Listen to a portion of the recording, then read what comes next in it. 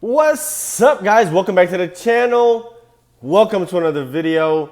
We're gonna get right into it. So we got another part from the Vice video that we reacted to where they were talking about trans women in sports, and then also they were talking about if feminism was dead or not. So this is another part of the interview where they talk about abortion.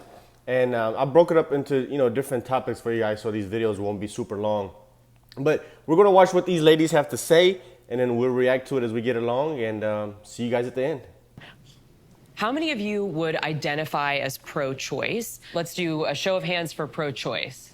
I feel like pro-choice is pro-life, though. Yeah. Okay, and folks who identify as pro-life, why do you identify as each? You've gone from legal, safe, rare to, yeah, I'm so proud, let me beatbox in front of a Planned Parenthood, yeah, I got murder on my mind. The fact that it's celebrated that murdering children, especially in late-term pregnancies, is celebrated, that people are so proud of themselves for mutilating a fetus is just, it blows my mind. And I don't think that you need to be pro-life to even take that stand. You said late-term pregnancy. Yes. A lot of abortions do not happen. I made the distinction. I made the distinction specifically because lots of people still celebrate. There are people who, when the laws were passed actually here in New York, they said, yes, great, yes, I love the fact but that... you need to ask about what are people celebrating, right? They're celebrating access. We're not celebrating killing kids. Like, that's not what it is. Well, see, this is what I'm saying. So, like, here's the thing. When we're talking about access to reproductive health and to abortion rights, right, and to being pro-choice, listen, that's your body, you do you. The child is not your body. A zygote. A baby. It's so scary for me to hear people calling like guns the biggest equalizer for women, but taking their choices away from them at a policy level. Why is that? Having a gun is an equalizer. It is. Having rights is an equalizer. Yeah, that's Having right. choice is Right. an equalizer. Just like a gun right. And in this country, 41 forms of the birth policies control. that are pushed 41. to continue perpetuating patriarchy and anti-women, like taking the autonomy away from women, it is heartbreaking to see women pushing that propaganda. It's all brainwash. Like you. Oh, it's brainwash because you don't agree with me. No, Yep. I've been brainwashed. I Yeah. have lived deeply institutionalized. Man, I have lived under Islam. That's why I said on the other video that I made that these women issues that they label as women's issues, abortions. I mean, what else is a women's issue nowadays? Abortion, I guess that's the only one that I can think of. They label them as women's issues, but it's really not a women's issue, because you have women sitting right there arguing amongst each other, because the mainstream notion is that these women's issues, these women's rights that are being fought for, the enemy are men. That it's men keeping women from abortions, it's men keeping women's rights and controlling women's bodies and all that good stuff, when that's not the case whatsoever. As you can tell, this is more of a political and ideological debate than it is men versus women. It's more, honestly, I feel like it's more women versus women in this situation, because I mean, most men don't really have an opinion about abortion per se, and if they do, I honestly believe that they are pro-life more than they are pro-choice, but I guess we'll never really know. But I mean, do you see what I'm trying to say here? But let's keep watching. Yeah, I'm not interested in any of that. Like, there's no like You're not guilt interested for in me. human No, I'm not interested in like living, thinking that like women are doing this really bad thing. Like in my religion, abortion is actually allowed. If the woman needs it, she's allowed. Not because true. it's very Not interesting true. how like fundamental America is. Like fundamentalist. This has nothing to very, do with very, like, even deep religion. This is very conservative basic thinking. scientific human rights. We're also talking about people not having access to abortion clinics where they're doing the things themselves and they die, right? We're also talking about women in the hospital who are pregnant, who have chosen to stay with their pregnancy and have issues at hospitals, and hospitals that are like, oh, no, we don't do that. Listen, for whatever reason, you don't need to explain it to anybody, but a lot of times when we're talking about access to reproductive health, for me, I'm thinking about Black, Indigenous, people of color, particularly women and girls who are working class, who do not have even access to like proper sexual education. it's the oppressive state of saying, I will force you to have a child even against your own will, right? Especially when you're thinking about women and girls who would be forced to have these children, who are already living in very traumatized and scarce situations. You want to ask about barriers? That's a barrier right there. What? Women in poverty aren't able to access the way that rich women are, and no matter what happens, rich women are gonna keep getting abortions, and people in poverty are gonna not. And the choice, opening it up, the overruling, is marginally affecting people of color, people in poverty, way more than people who are going to get access to those abortions. Actually, incorrect. You're the misquote. There's actually more abortions for people in poverty. It's just at a lower rate. Why do you think she doesn't even understand what she said. There's a lot more abortions happening for people in poverty at a lower rate, meaning people that are not in poverty, they're having a lot less quote unquote abortions, but the people that are having abortions are having multiple abortions, if that makes sense. So the people that are in a lower economic standard per se, they're having abortions. The majority of the population are having abortions. If you're looking at people in the higher economic standard, they're having less abortions, but the women that are having abortions are having more abortions than the women that are in the lower economic state, if that makes sense to anybody. Abortion has been so tied up in this feminism conversation. It's all just social structure set up around bodies. So if not all women are able to have babies, but it's about the barriers and value that we give to these specific bodies, right? And so if abortion happens in a woman's body, that's why this conversation is coming up.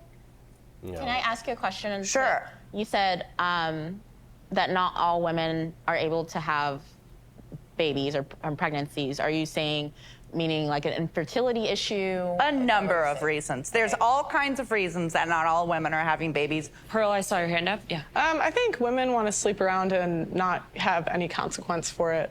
Hell yeah, we do. Yeah.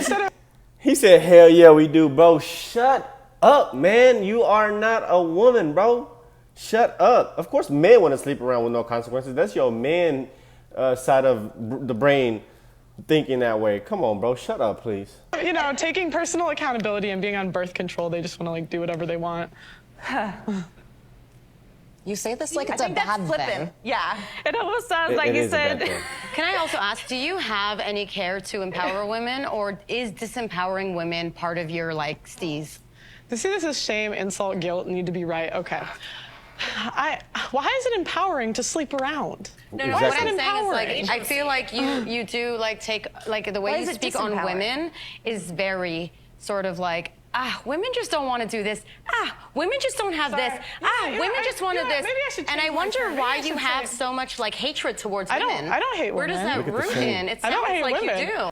She has, that woman right there at the bottom right has yet to say anything valid this whole video. Not just this part, but the whole conversation. She sat there and shamed anybody and everybody that she disagreed with.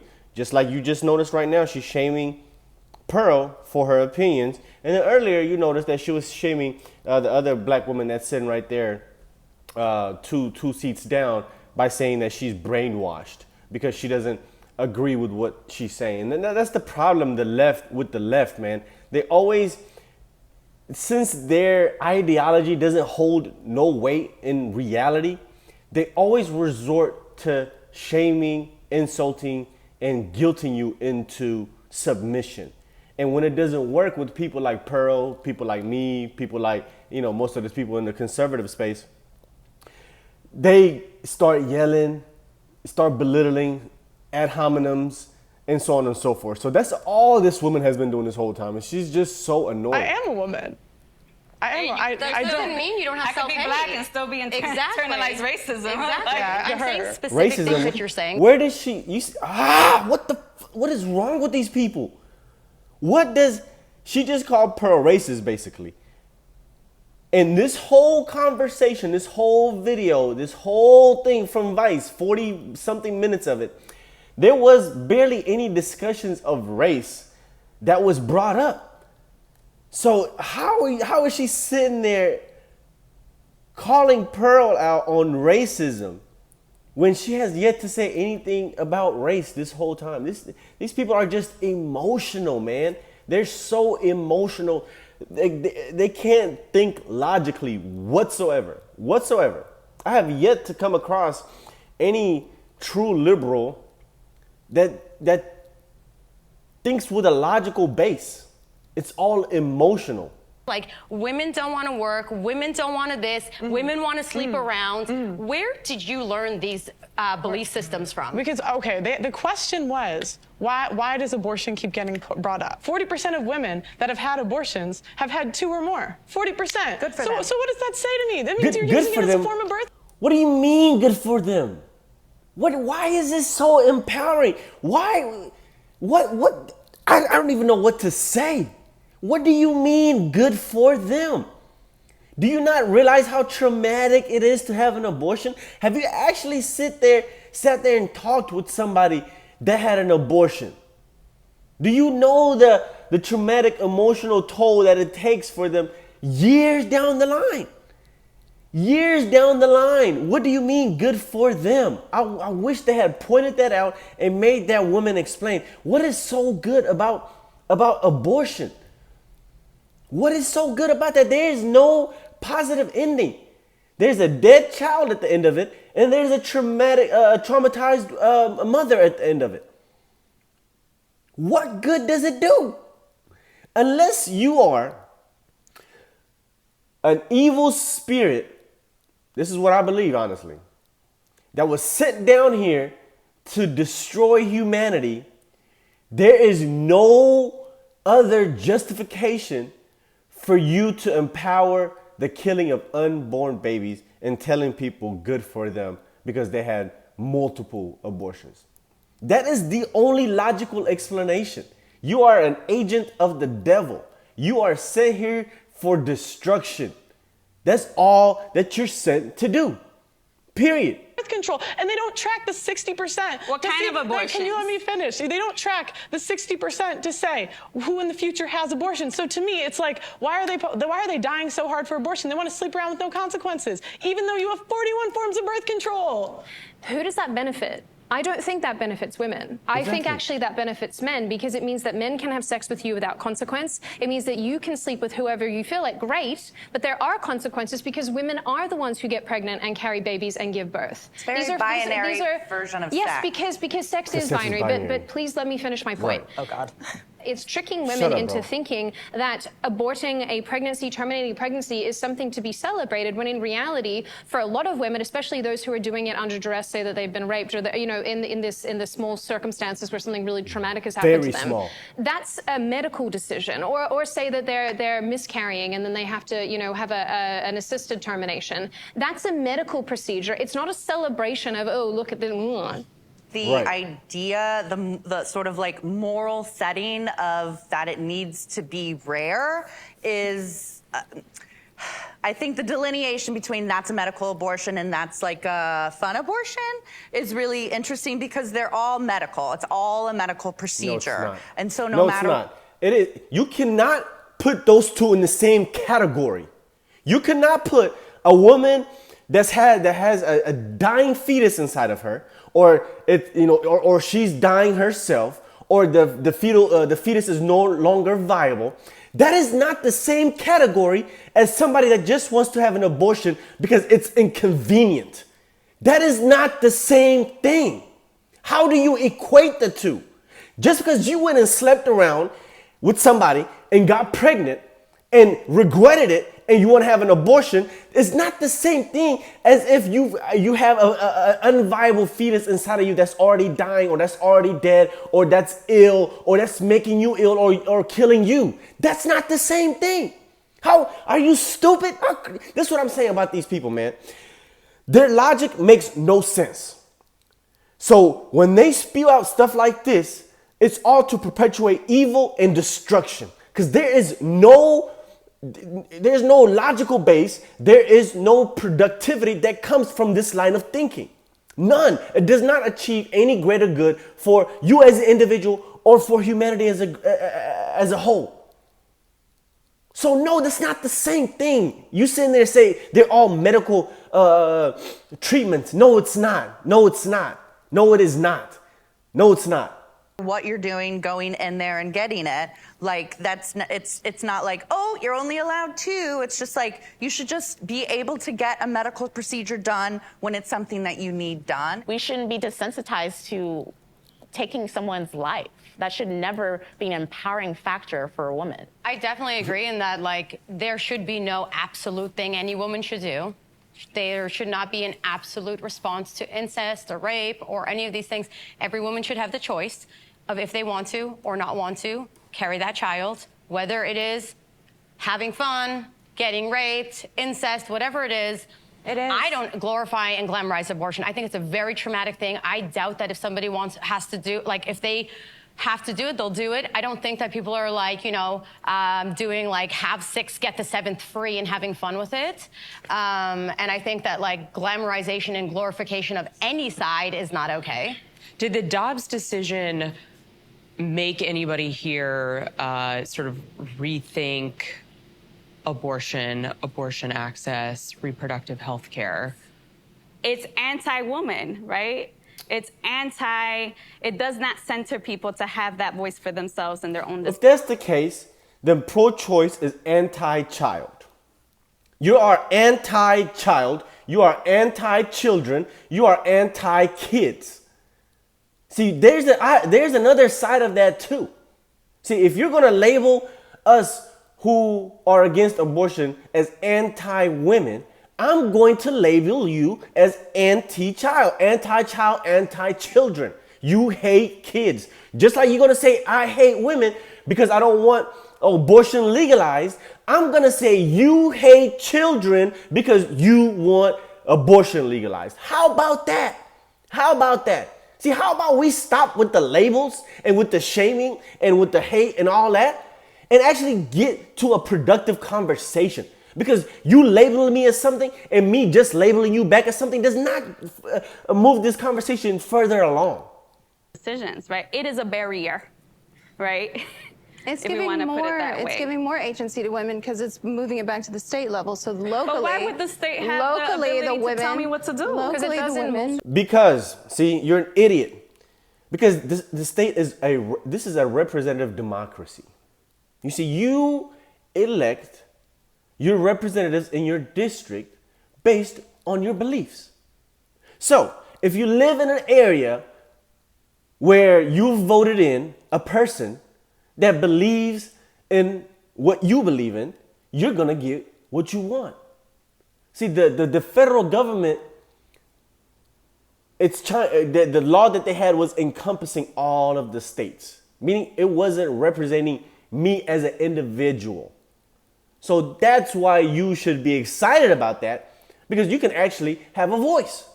But since you don't know how the system works, you don't know what you're talking about, all you hear is talking points and respond to them emotionally, that anything that will be productive towards this changing of the systems, changing of the laws, you don't even know how to go about that. Have that power. If you take out the viewpoint that life begins at conception, which is a really big defining principle for both the pro-life crowd, who very, very vehemently believe that, and then obviously a lot of the pro-choice crowd do not believe that. Taking that out of the equation, you do not have just whatever kind of autonomy you want as a person. It's regardless of male or female. You can't just have free run to do whatever the hell you want. That's not how society operates. So At no point do I have the right to tell anyone in this room what they should or should not do with their bodies. But it's not about your body. It's not about me respecting. I have a question here. It's not about your body. It's about the kid's body. I don't care what you do with your body. It's my body, right? We're talking about my body. You're talking about Jordan, I saw your hand creep up. The Dobbs decision for me reinforced how important it is that we approach these issues from a cultural perspective, because it reinforces something that I have told many of my colleagues and peers in the past, which is that so long as you lack a cultural consensus, any issue, any issue can become a political football that can be decided by another election cycle. And so long as there is no strong consensus, I would expect this to be our reality going forward, these extremely vitriolic and aggressive conversations until there's another miraculous consensus that brought about Roe v. Wade. But what it more or less reinforced for me is that we're going to have more of these difficult conversations. I want to talk about transgender issues. All right, so that's where they transition into the next topic that we had already talked about in another video. But I mean, I really don't have no other input further than what I've already said. I mean, it's a simple conversation, bro. I don't know why people complicate it. Y'all talk about this is a women's issue, but it's not. This is more of a children's issue. This is more of a kid's rights issue. So let me know what you guys think, man. Comment down below. Share the video, like video, comment on the video. See you on the next one. Peace.